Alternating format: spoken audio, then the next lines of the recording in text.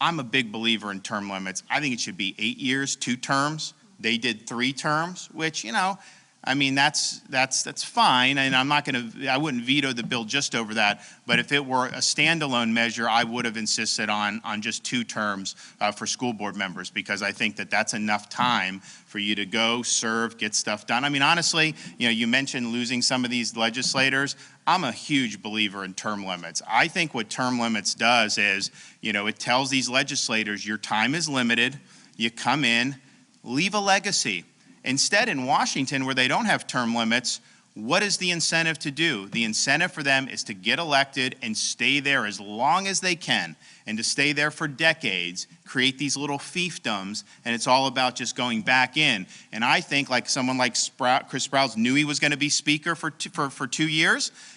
He built up a legislative portfolio leading into that, and he knew he had to get the big things he wanted to accomplish done. He wasn't going to be able to be Speaker for 10 years or 15 years. I think that's good, because what it does is it puts more of a focus on substantive achievements rather than posturing for the next election. So I'm a big believer in term limits. I think the 8 years in the House is good. The 8 years in the Senate in Florida is good. I would like to have seen that in school board as well. Look, is the 12 the worst thing in the world? Maybe it could be good, because we do have some in the state that have been really entrenched for a long time. I think you go in, achieve some things, and then go. And so that's really the model that I'd like to do. And I could tell you, people will sometimes ask me, Florida's run so much better than D.C. What could D.C. do?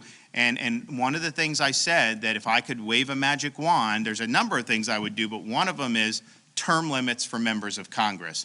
If we could term limit members of Congress, you would be able to bring in new blood, you'd be able to bring in new ideas. People would have an incentive to go in and say, hey, I may only have 3 terms in the U.S. House.